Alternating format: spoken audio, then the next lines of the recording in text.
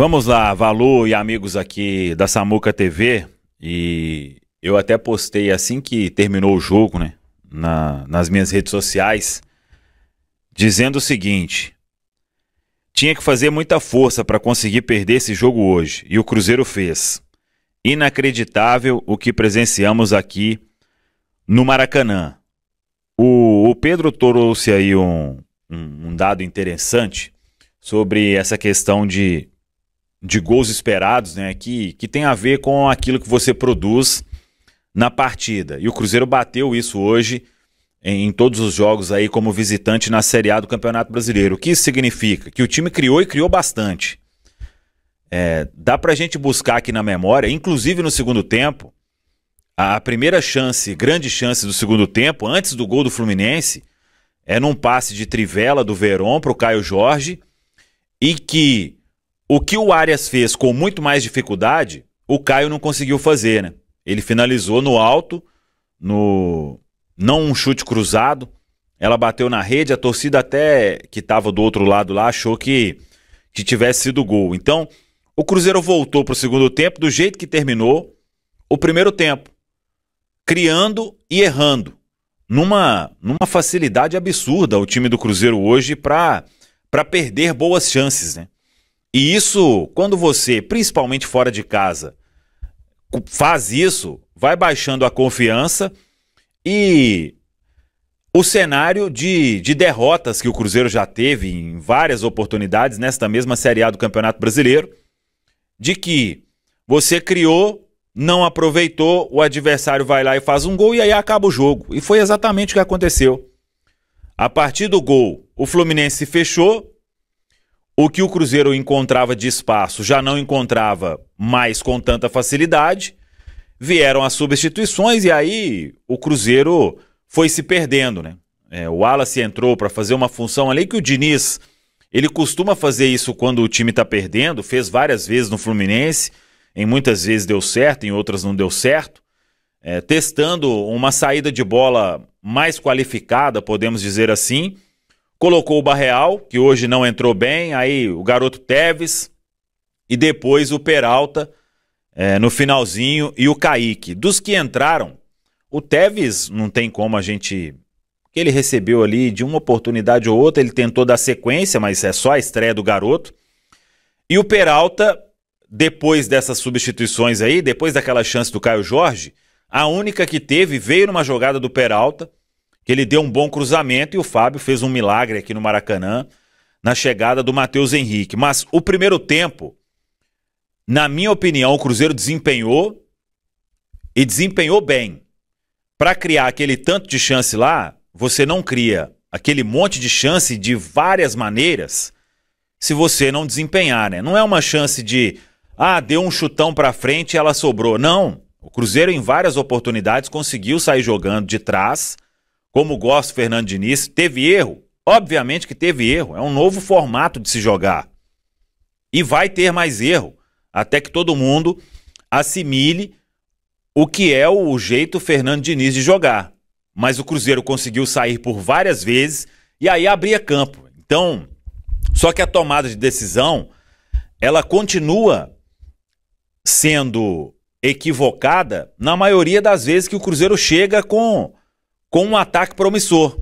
Então a gente pega aquele lance do Caio Jorge, é um gol inadmissível de se perder, o Fábio fora, e começou numa boa jogada do próprio Caio Jorge com o Lautaro Dias. O Lautaro dá o passe pro Verón, ele tenta driblar o Fábio toca na bola, acho que até na passada ele nem viu direito, tromba com o Verón e ela sobra pro Caio. Ele tinha duas opções, finalizar rápido e forte ou tocar pro Matheus Pereira. Ele escolheu finalizar, imaginou que tivesse sozinho, estava o Samuel Xavier chegando para pressionar. Depois teve esse lance aí do Verón, estava impedido ou não estava impedido, foi outra boa chegada do Cruzeiro. O Lautaro teve outras oportunidades de dar sequência na jogada e escolheu o pior caminho. Teve uma bola num cruzamento, acho que do Marlon, que ela sobrou para o Matheus Pereira, demorou a finalizar. E aí o Cruzeiro vai empilhando chance, empilhando e perdendo a confiança. E além disso teve uma outra do Matheus Henrique, estava quase ali próximo da pequena área e chutou muito fraco, ela passou à direita do gol do Fábio.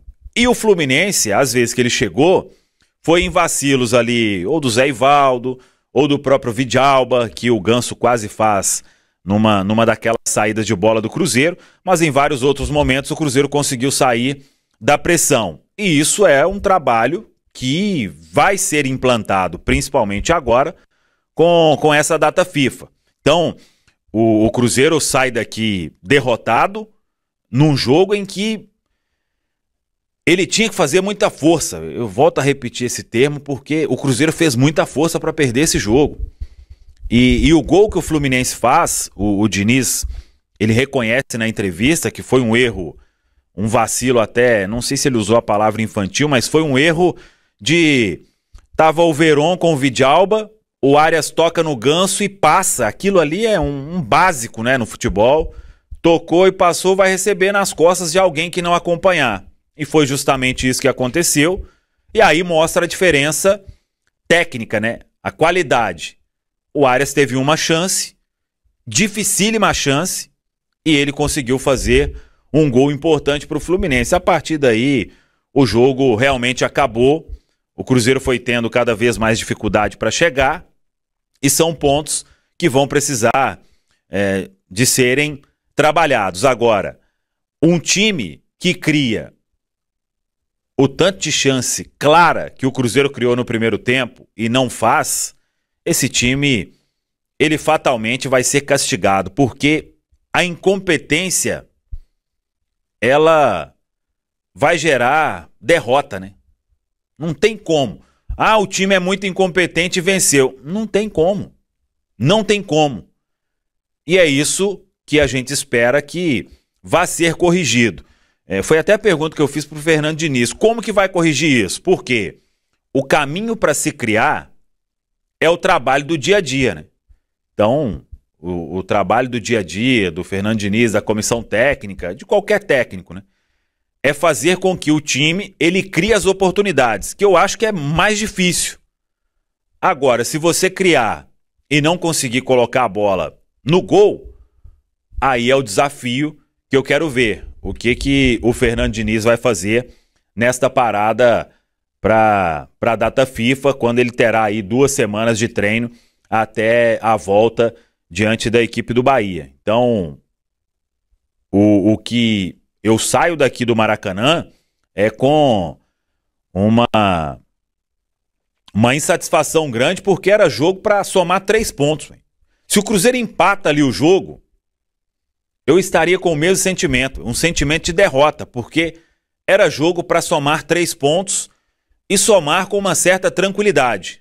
E o Cruzeiro consegue transformar isso em uma derrota como a que foi, ressuscitando aí mais um time nesta Série A do Campeonato Brasileiro. Então, sobre a coletiva, acho que o Fernando Diniz, ele trouxe aspectos aqui que o Cruzeiro realmente criou. E criou para, mais uma vez, para vencer um jogo. Da mesma forma como errou, e errou em excesso. E quando você erra em excesso, você vai ser castigado em um jogo. Você ser incompetente vai produzir derrota, né? Não tem como. Um time que é incompetente, que cria e perde aquele tanto de chance no primeiro tempo, com aquele espaço que estava sendo dado pelo Fluminense. Era jogo... Gente, não era jogo para o Cruzeiro vencer por um placar mínimo, não. Era para vencer por um placar... E o Fluminense ia dar cada vez mais espaço, né?